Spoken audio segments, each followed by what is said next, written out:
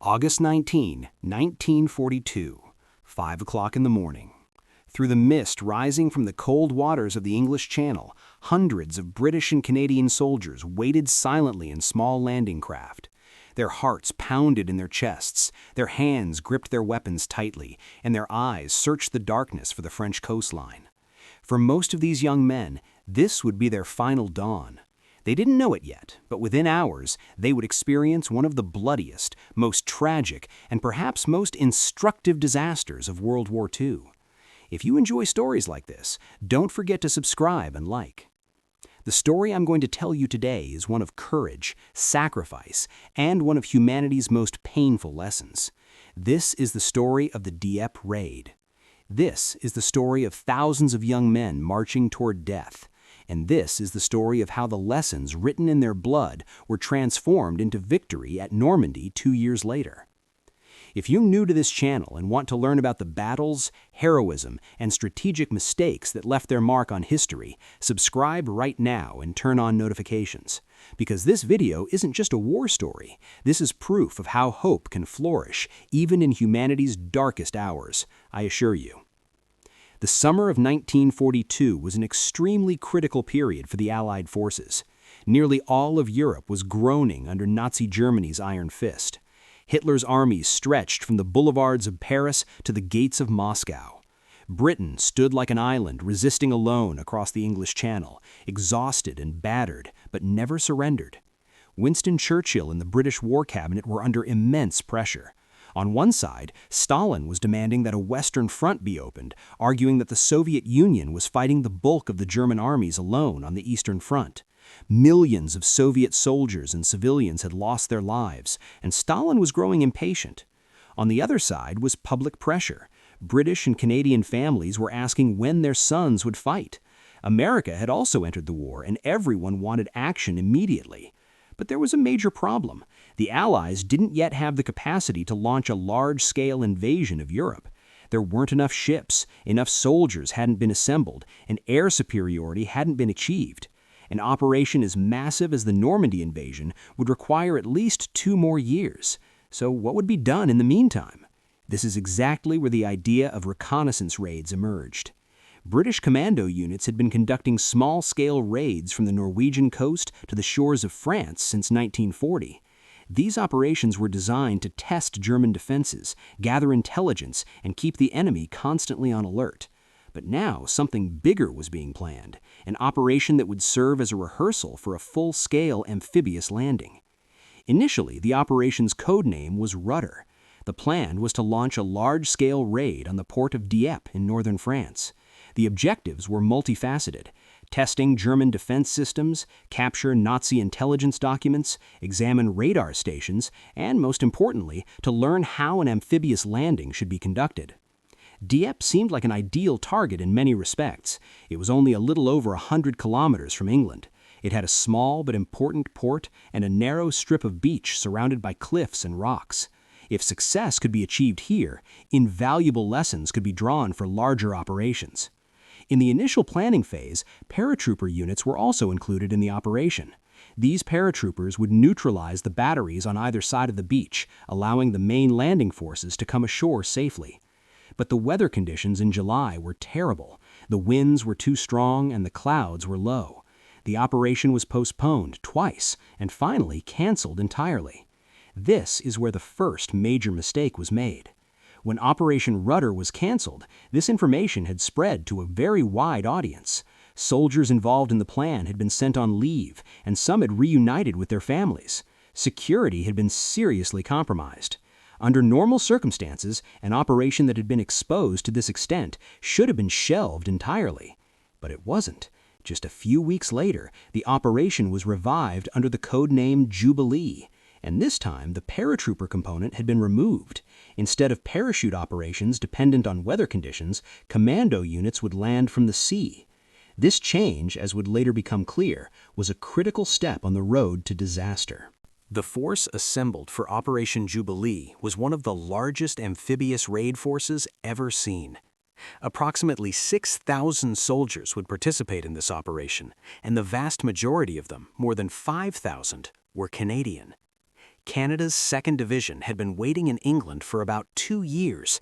These young men had crossed the Atlantic thousands of kilometers from their homeland to fight for freedom. But until that day, they hadn't seen serious combat. Impatience had reached its peak. Soldiers, their families, and the Canadian public were asking when these young men would fight. Dieppe would be their first encounter with fire. If you're enjoying this story, please subscribe and like the video. Thank you. In addition to the Canadians, elite British commando units were also included in the operation. Numbers 3 and 4 Commando would attack the coastal batteries on either side of Dieppe. These men were professionals trained for the war's toughest missions. They had been hardened in the Norwegian raids, in Africa, and in countless dangerous operations. A small American unit would also participate in the operation, approximately 50 U.S. Rangers. This would be the first combat experience of American ground forces in Europe during World War II, so Dieppe was an important turning point not only for British and Canadian history, but for American military history as well. The naval forces were also quite strong. A fleet of more than 8 destroyers, numerous landing craft, and support vessels had been assembled. For air support, the RAF's best pilots had been assigned. Spitfires and Hurricane fighters would battle the Luftwaffe in the skies. However, despite all these preparations, there were serious deficiencies in the operations planning. The most critical issue was the lack of heavy naval bombardment. The warships didn't have the firepower to pound German positions before the troops went ashore. The commanders thought the element of surprise would be sufficient. They would realize how wrong they were within hours. Another problem was intelligence. Information about German defenses at Dieppe was inadequate and often wrong. The exact locations of beach obstacles, minefields, and machine gun nests were not fully known. Additionally, the information that the German 302nd Infantry Division was conducting exercises in the area and was on alert had not reached the planners. On the evening of August 18, 1942, as the sun was setting, dozens of ships quietly set sail from English ports. The final briefing for the soldiers would be given on board. Most soldiers didn't even know where they were going until that moment. When maps and photographs were distributed, the Canadian soldiers finally learned their target, Dieppe. A photograph of the town was etched into many soldiers' minds at that moment. An elegant French coastal town, but a place that would become hell tomorrow morning. In the darkness of night, the fleet crossed the English Channel. The sea was relatively calm, and weather conditions appeared suitable for the operation. But things started to go wrong around 3 o'clock. On the eastern flank, No. 3 Commando unexpectedly encountered a German convoy. A brief but fierce naval skirmish occurred in the darkness. Gunfire and illumination flares tore through the night. The element of surprise had been compromised at the most critical moments. This skirmish was a bad omen for the entire operation. German coastal defense was now aware that something was happening, even if they didn't know exactly what. The alert level had been raised. The importance of this early warning would become apparent in the coming hours. 4:50 in the morning. The sky was just beginning to lighten. In the west, No. 4 Commando was advancing toward its target, the Hesse Battery near Varangeville. This elite unit, under the command of Lord Lovat, would write one of the war's most brilliant success stories that morning. Landing in 2 groups, the Commandos silently advanced through rocky terrain. The Germans were changing their patrol at exactly the moment the attack was coming, a strange twist of fate. Lovat's men attacked with terrifying efficiency. The battery was surrounded by protective fences, with mines and barbed wire all around. But the British commandos showed that none of this could stop them. With a swift and deadly raid, they captured the battery, destroyed the guns, and withdrew at the scheduled time. Their losses were minimal, and their mission was complete. This was one of the rare success stories of that day. Lord Lovat and his men proved to the world the legendary courage and professionalism of the British Commandos. Lovat, who would serve in many critical operations, including D-Day in the following years, wrote his name in history with golden letters at Dieppe. But on the eastern flank, the situation was very different. No. 3 Commando had been scattered due to the earlier naval skirmish. Most of the boats had gone off course and the units had been fragmented. Only a small group was able to reach their target, the Berneval Battery. And here, one of the war's most extraordinary individual acts of heroism occurred. Only about 20 soldiers under Captain Peter Young fought alone against a battery defended by hundreds of Germans. They couldn't completely capture the battery, but they kept the enemy occupied for hours, preventing fire that would have been directed at the main forces on the beach. Captain Young and his men fought until they ran out of ammunition. Their retreat seemed nearly impossible, but with incredible determination, they returned to the beach and were miraculously evacuated. Young received the Military Cross for this bravery and served as a legendary commando commander for the rest of the war. Around 5:20, the main assault began. Canadian units were landing on beaches codenamed Puys and Pourville to the right and left of Dieppe. This was the heart of the operation, the most critical point. If this could be captured, the port could be brought under control and German defenses could be broken through. At Pourville, the South Saskatchewan Regiment and the Queen's Own Cameron Highlanders were assigned. These two Canadian units had orders to capture strategic points east of the beach and advance to Dieppe Airfield. The landing went relatively smoothly at first. Soldiers came ashore and advanced into the town, but very soon the plans collapsed. German resistance was much stronger than expected. Bridges couldn't be captured and the airfield couldn't be reached. The Canadians encountered unexpectedly fierce resistance. But the real nightmare occurred on Puys Beach. The Royal Regiment of Canada was trying to land on a narrow beach at the first light of dawn.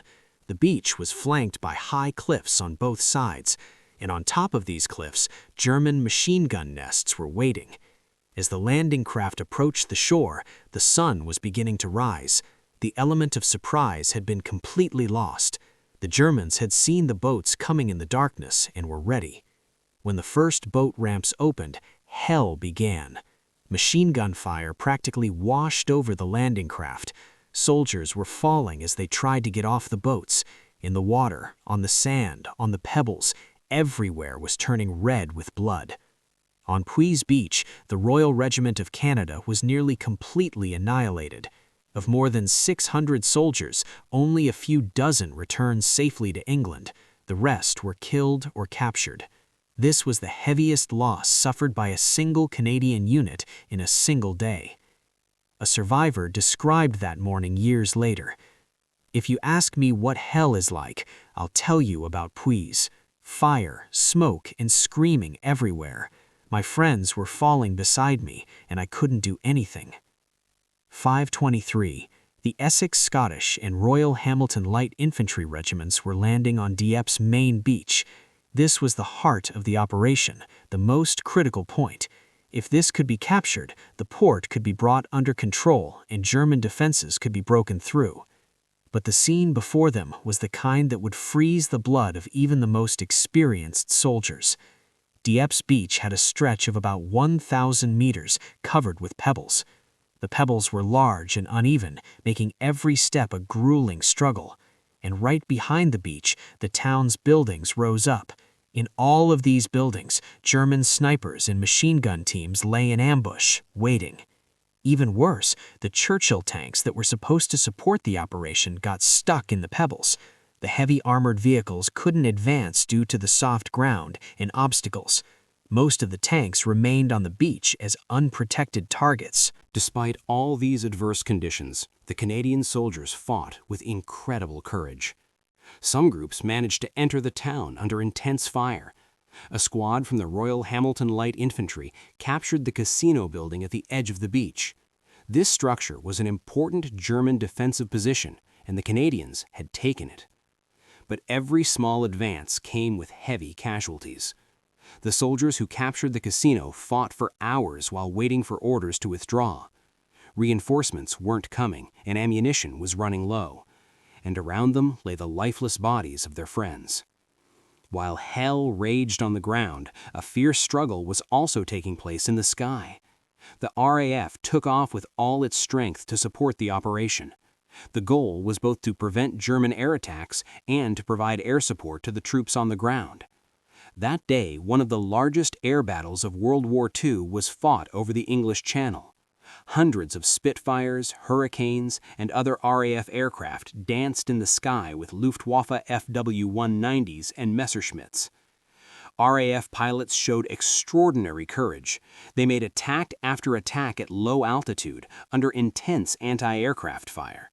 They bombed German positions and engaged in dogfights with enemy aircraft.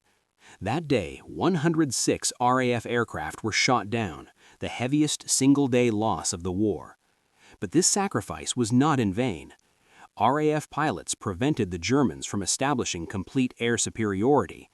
If the Luftwaffe had been able to operate freely over the Beach, the already disastrous situation could have been much worse. The fact that some Canadian soldiers could be evacuated was largely due to the RAF's struggle in the sky. This video will help you fully understand what happened at Dieppe. If you've watched this far and want to explore this critical moment in war history more deeply, don't forget to like the video. Your likes help this kind of content reach more people, and that's a good thing. Around 9 o'clock, it was now clearly evident that the situation on the shore was hopeless. Commanders on the beach were sending desperate messages to headquarters. Sending reinforcements would only mean sending more men to their deaths. At sea, the operation's overall commander, Major General Roberts, had to make the most difficult decision. Should he send more troops, or should he order a withdrawal? The information he had was inadequate and contradictory. Reports from the beach were confusing. Finally, around 11 o'clock, the order to withdraw was given. But this was an order easier said than done. For the soldiers on the beach, returning to the landing craft meant passing through the same corridor of death again. And for many, this was now impossible. The wounded couldn't move. Those who had run out of ammunition couldn't provide covering fire. The Germans were concentrating more forces with every passing minute. The evacuation turned from a planned withdrawal into a chaotic escape. Some units managed to board the boats in an organized manner, but most soldiers were left behind, dead, wounded, or captured. That day, on the beaches of Dieppe, approximately 4,000 Canadian, British, and American soldiers were killed, wounded, or captured. More than half of the 6,000-strong force didn't return. This was a major defeat for the Allies. But behind this disaster lay lessons that would save countless lives in the years to come. The blood spilled at Dieppe would be transformed into victory on the Normandy beaches 2 years later. The young men who died that day, even without knowing it, paid the price for a lesson that would change the course of history. In the second part, we'll examine what happened at Dieppe in much greater detail. We'll cover individual stories of heroism, tactical errors, and most importantly, the lessons drawn from this disaster. You'll see the American Rangers' first European combat experience, the legendary courage of the British Commandos, and the honorable resistance of Canadian soldiers. If you're curious about the continuation of this story, subscribe to the channel right now and like the video. Let's continue. Let's continue with the second part. In the first part, we saw how the Dieppe Raid was planned and what happened in the first hours of that bloody morning. Now we'll dive deeper into this tragic operation. We'll examine every detail, from individual stories of heroism to strategic errors, from the desperation on the beach to the epic struggles in the sky. What you'll learn in this part contains valuable lessons not only for history enthusiasts, but for anyone who wants to understand leadership, strategy, and human nature. Because Dieppe was a laboratory where how people behave in their most difficult moments was tested, where the limits of courage and sacrifice were pushed. If you find this content valuable and want to see more in-depth historical analysis, consider subscribing to the channel. Now, let's enter the dark waters of Dieppe together. The Dieppe Raid held special significance for American military history. That day, approximately 50 U.S. Army Rangers participated in the operation. This was the first combat experience of American ground forces on European soil in World War II. The Rangers were a brand new unit established in England in the summer of 1942. Inspired by the British Commandos, this elite force was trained for special operations. Dieppe would be their baptism of fire. The Rangers were distributed among different British and Canadian units. This way they would gain experience and bring this knowledge back to the American Army. One of them was Sergeant Alex Zyma. Zyma was included in the battery raid at Varangeville with No. 4 Commando. During Lord Lovat's legendary assault, Zyma and other Americans fought shoulder to shoulder with British commandos. When the battery was captured, Zyma was part of the team that personally destroyed the German guns. This young American learned firsthand what war meant that day. Another Ranger, Lieutenant Edwin Lustallo, landed at Bourneville with No. 3 Commando. Although the unit had been scattered due to the naval skirmish during the night, Lustallo was among the small group that managed to reach shore. He made a courageous advance under heavy German fire, striving to approach enemy positions. Lieutenant Lustallo was killed by German machine gun fire. He was only 24 years old. He went into history as the first American officer killed in Europe during World War II. His sacrifice was one of the first foundation stones of the American Rangers' future legendary reputation. The Rangers who returned alive from Dieppe brought their experience back to the American Army. The difficulties of amphibious landings, the strength of enemy defenses, the importance of coordination, all these lessons would save lives in the coming years in North Africa, Sicily, and Normandy. At Dieppe, the British Commandos once again proved the legendary reputation they had built up to that point. Especially No. 4 Commando's Varangeville raid was written into military history books as an exemplary operation. Lord Lovat was a charismatic and brave commander from a Scottish noble family. On the morning of Dieppe, he divided his men into two groups. The first group, under Major Derek Mills Roberts' command, would attack from the front of the battery and draw attention. The second group, led by Lovat himself, would circle around and deliver the real blow. The plan worked like a clockwork. Mills Roberts' men opened fire at the designated time. The Germans, thinking the attack was coming from that direction, focused all their attention there. At that exact moment, Lovat's group attacked from behind. The battle was short but fierce. British commandos charged into German positions with bayonets and grenades. The 6 large guns at the battery were silenced one by one. The Germans were either killed or taken prisoner. The entire operation was completed in approximately 30 minutes, just as planned. If you're enjoying this story, don't forget to subscribe and like. Lovat's unit withdrew with very few casualties. As they returned to the ships, Lovat had his piper play the bagpipes to boost his men's morale. This image, victorious British commandos marching to the sea accompanied by bagpipes, was one of the rare bright moments in Dieppe's dark tableau. Mills Roberts was awarded the DSO medal for this bravery. In the following years, he would command the 1st Commando Brigade on D-Day and play a critical role in the legendary defense of Pegasus Bridge. The lessons he learned at Dieppe saved lives in Normandy. On the eastern flank, No. 3 Commando's story was more tragic but equally inspiring. The unfortunate naval skirmish during the night had completely scattered the unit. Of 23 landing craft, only 7 reached their target. Captain Peter Young took command of this small group that made it through. He had only about 20 men. Facing them was a large coastal battery defended by hundreds of German soldiers. Logic dictated retreat, but Young and his men didn't back down. They climbed the cliffs and approached the battery. A complete capture was impossible, but there was something else they could do: keep the enemy occupied. By firing continuously for hours, they drew the attention of the German artillerymen to themselves.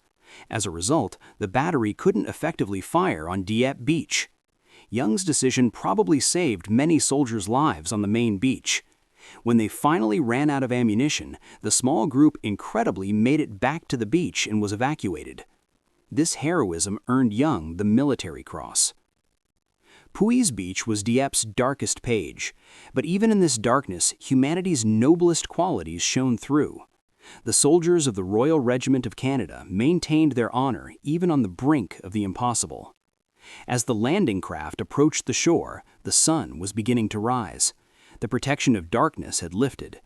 As the boats tried to squeeze onto the narrow beach, bullets rained down upon them. Sergeant Jack Chicken was one of the soldiers standing at the front when his boat's ramp opened that morning. As the men around him fell one by one, he lunged forward. He was hit, but got back up. He was hit again and got up again. He took 3 wounds before reaching a small foxhole at the base of the cliff. Chicken remained in that foxhole for hours. Around him were wounded comrades. Despite his own wounds, he helped them and kept their spirits up. When the withdrawal order came, he helped carry the wounded. He was eventually captured, but he continued to demonstrate leadership qualities even in POW camps throughout the war. Lieutenant Colonel Caddo watched his unit collapse at Puys. All his options had been exhausted. His radio was broken. His ammunition was gone. Around him were only a handful of surviving soldiers. Surrender was the most logical choice. But Caddo noticed something. In one corner of the beach, a small group of soldiers was still resisting, looking for a chance to evacuate. Caddo decided to join that group with his remaining men. Under German fire, across open ground, they advanced meter by meter. Most fell along the way, but some managed to reach the sea. A landing craft, taking a great risk, approached the shore. Caddo and a handful of soldiers were rescued. Of the Royal Regiment's 600-plus soldiers, only about 30 made it back to England. These numbers show the scale of Puys' tragedy, but they also symbolize the incredible courage displayed on that narrow beach. These men continued fighting even when facing inevitable death. This was proof that the human spirit can shine even in its darkest moments. Pourville Beach, west of Dieppe, was one of the relatively successful parts of the operation. The South Saskatchewan Regiment and Cameron Highlanders landed here. Lieutenant Colonel Cecil Merritt was the commander of South Saskatchewan. He was 42, an experienced and respected officer. That morning, when he brought his men ashore, he immediately realized things had gone wrong. The landing had been made at a different point than planned. The soldiers had come ashore farther west than they should have. This meant they needed to cross the bridge over the Sea River to reach their objectives, and the bridge was under German fire. The first group approaching the bridge was met with heavy machine gun fire. The soldiers took cover and couldn't advance. There was a bottleneck. At this critical moment, Merritt took action. He removed his steel helmet. With his weapon in hand, he walked onto the bridge. "Come on, boys, this damn thing isn't even dangerous." While bullets whizzed around him, he crossed the bridge. This crazy display of courage had an immediate effect. The soldiers rushed onto the bridge after their commander. Many were hit, but the bridge was crossed. Merritt crossed that bridge 4 times that day, each time to set an example for hesitant soldiers. The Cameron Highlanders became the only unit to advance inland from Pourville. Their target was the Dieppe airfield, several kilometers inland from the beach. These Scottish soldiers, passing through the path Merritt had opened, became the Allied force that reached the farthest into French territory. But ultimately, they too had to withdraw. The situation on the main beach had collapsed, and flanking support wasn't coming. Advancing would mean being surrounded and destroyed. The Cameron Highlanders returned to the beach with heavy losses. During the evacuation, Merritt once again stepped forward. He organized the loading of the wounded onto the boats. As the last men boarded the vessels, he remained on the beach. With a group of volunteers, he formed a rear guard defense line to protect soldiers who couldn't withdraw. Eventually, Merritt was captured, but his courage that day was not forgotten. After the war, Merritt was awarded the Victoria Cross, the highest military honor of the British Commonwealth. The citation included the phrases "extraordinary courage" and "inspiring leadership." On Dieppe's main beach, the Essex Scottish and Royal Hamilton Light Infantry bore the heaviest burden of the operation. These 2 Canadian regiments had been ordered to attack a fortified town from an open beach covered with pebbles. The Royal Hamilton Light Infantry's C Company had targeted the casino building. The casino was an elegant structure at the edge of the beach, but it had now been transformed into one of the strongholds of German defense. The walls had been reinforced with sandbags, and machine guns had been placed in the windows. Captain Tony Hill was the commander of C Company. When he got off the boat, he saw that the beach presented a hellish scene. Tanks were stuck in the sand. Soldiers were seeking cover everywhere. German fire was relentless. Hill directed his men toward the casino. Across open ground, running, falling, crawling, they advanced. Every meter was won at the cost of blood. But finally, they reached the building. A fierce battle was fought inside the casino. They fought room by room, floor by floor. The Canadians cleared the German defenders with grenades and bayonets. Finally, the building was captured. This was one of the rare tactical successes the Allies achieved at Dieppe. But a single building alone wouldn't change the battle. The soldiers who captured the casino were now trapped. Support wasn't coming, and ammunition was running low. And when the withdrawal order came, returning to the beach had become nearly impossible. The Essex-Scottishes situation was even worse. This unit had landed in the area east of the casino. German fire was so intense that the soldiers couldn't even get past the seawall. Hundreds of men were pinned down among the pebbles. Lieutenant Colonel Fred Jasperson kept his composure in this chaotic environment. He organized his men into small groups, giving each specific tasks. He struggled to maintain order even in what seemed like a hopeless situation. Jasperson went into the line of fire repeatedly that day. He carried the wounded to safe points and encouraged soldiers whose morale was broken. Eventually, he was wounded too, but tried to continue his duty. Jasperson, who was captured during the evacuation, was honored with the DSO medal after the war. The Churchill tanks of the Calgary Tank Regiment at Dieppe were one of the most tragic elements of the operation. These heavily armored and powerfully armed vehicles were designed to provide support to Canadian infantry, but things didn't go as planned. The Churchill tanks were Britain's new generation infantry support tanks, heavily armored and powerfully armed, but slow. Dieppe was their first serious combat test. Problems began right at the landing. Some of the landing craft hit submerged rocks.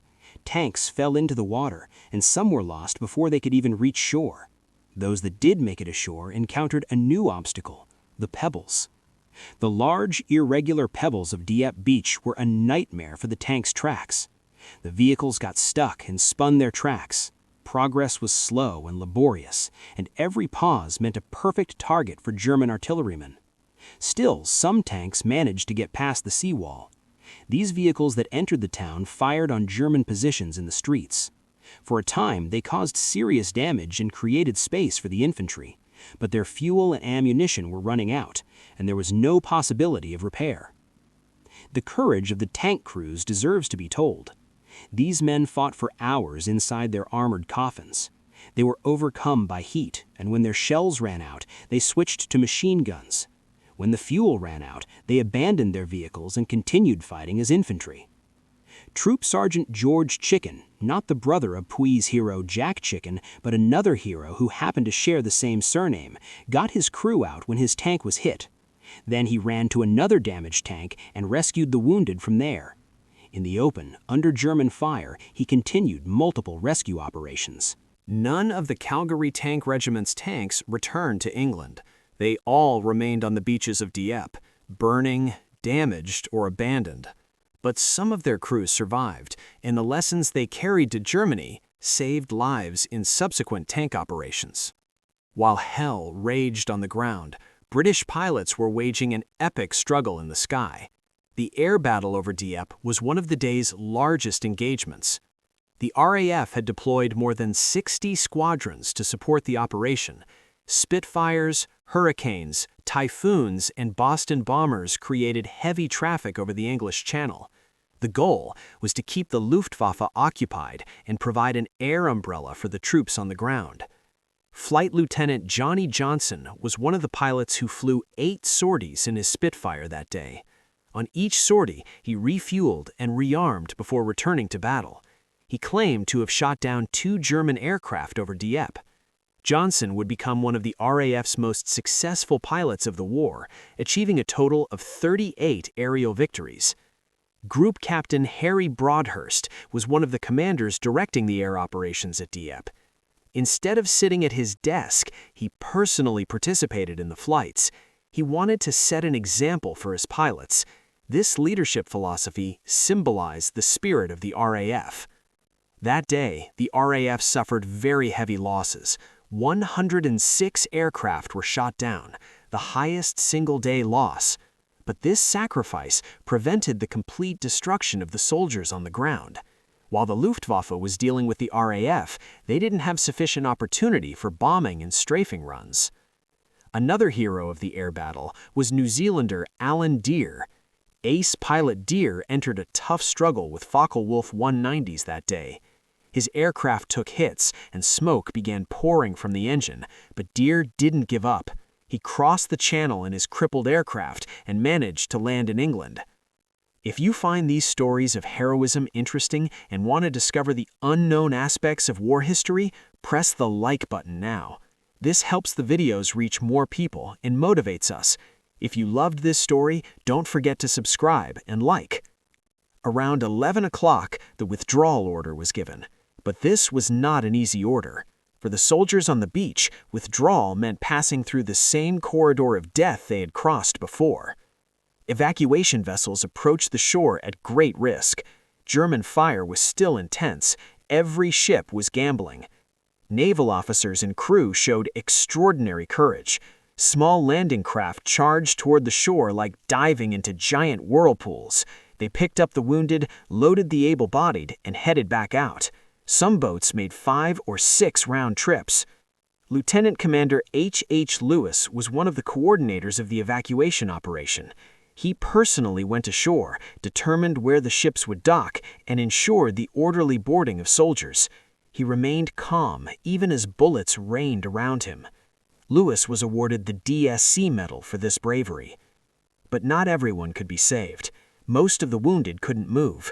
Units that had run out of ammunition couldn't defend themselves, and some locations were under such intense fire that ships couldn't approach. Evacuation barely happened at Puys Beach at all. A handful of lucky soldiers could be rescued. The rest were left behind. The situation on the main beach wasn't much different either. Thousands of soldiers surrendered because there was no other option. The captured Canadians were at the beginning of a long and difficult process. They were taken to POW camps in Germany. For nearly 3 years until the end of the war, they lived in captivity. But even in those camps, they maintained their honor and solidarity. The Dieppe disaster was a combination of countless tactical errors. Understanding these mistakes is critically important both for grasping history and for drawing lessons for the future. The first and perhaps greatest mistake was the lack of heavy naval bombardment. Normally, in such an amphibious landing, warships should have pounded the coast for hours, weakening enemy positions. This wasn't done at Dieppe. The commanders thought the element of surprise would be sufficient. This assumption was a fatal error. German defense met the Allied soldiers with almost no damage. Machine gun nests, artillery batteries, sniper positions, all intact. The second major mistake was inadequate intelligence. Information about German forces and defensive arrangements at Dieppe was incomplete and wrong. Beach obstacles, minefields, concrete bunkers, most of these didn't appear on the maps. Even worse, the information that the German 302nd Infantry Division was conducting exercises in the area and was on full alert never reached the planners. In other words, the Allies were attacking an enemy that was much more prepared than normal. The third mistake was communication problems. During the operation, radio connections were constantly cut off. Units on the beach couldn't transmit accurate information to headquarters, and headquarters couldn't understand the real situation on the ground. Because of this, wrong decisions were made and unnecessary reinforcements were sent. The fourth mistake was the timing of the landing. The landing at Puys occurred after sunrise. The element of surprise had been completely lost. If the landing could have been made half an hour earlier, perhaps the outcome would have been different. The fifth mistake was the choice and use of tanks. Churchill tanks were not suitable for this type of operation. They couldn't move on the pebbly beach and couldn't provide effective support. Additionally, tank infantry coordination was also inadequate. All of these mistakes were carefully addressed in the Normandy planning 2 years later. The price paid at Dieppe was among the important lessons that made D-Day's success possible. We won't praise the Germans, but to be realistic, we need to understand their defensive capacity. This is important for grasping the difficulty the Allies faced. The German forces at Dieppe were part of the Atlantic Wall defense system. Hitler was trying to turn Europe's western coasts into a giant fortress. Dieppe was one of the important points of this fortress. The town had natural defensive advantages. The beach was narrow, flanked by cliffs on both sides. On top of these cliffs, positions with wide fields of view had been constructed. Machine guns could sweep every point of the beach. Furthermore, the Germans were aware that the Allies were planning something. There had been security leaks when Operation Rudder was cancelled. Even if they didn't know exactly what to expect, they were on alert. Despite all this, Allied soldiers managed to break through German lines at some points. The casino was captured, the Varangeville battery was destroyed, the Cameron Highlanders advanced for kilometers. This was proof of how brave and capable the British and Canadian soldiers were despite everything.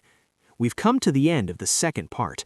We saw the heroism that shined in Dieppe's dark hours, the mistakes that were made, and the price that was paid. This story isn't over yet. In the third and final part, we'll discover Dieppe's true legacy. How did the lessons drawn from this disaster make the largest amphibious landing in history possible 2 years later at Normandy? How did the sacrifice of the young men who died at Dieppe change the fate of the war? And I'll tell you something very special. Did you know that some soldiers who survived Dieppe landed on French beaches again on D-Day? Their story, a story of revenge and victory, awaits you in the final part. Let's meet in the final part, and don't forget to subscribe and like. The blood spilled on Dieppe's beaches that day was not shed in vain. Every fallen soldier, every lost tank, every downed aircraft became a lesson, and these lessons were transformed into victory on the beaches of Normandy on June 6, 1944. Every tactic, every strategy, every piece of equipment used on D-Day was born from Dieppe's bitter experience. Heavy naval bombardment, special landing vehicles, improved intelligence, flawless timing, all of these were the return on the price paid at Dieppe. The young Canadians, British, and Americans who lost their lives that day changed the course of history without knowing it. Thanks to them, Normandy was successful. Thanks to them, Europe was liberated. Thanks to them, we live in a free world. We will never forget the heroes of Dieppe. If this video added something to your life, subscribe, like, and share your thoughts in the comments. See you in the next video. Take care of yourselves. Goodbye.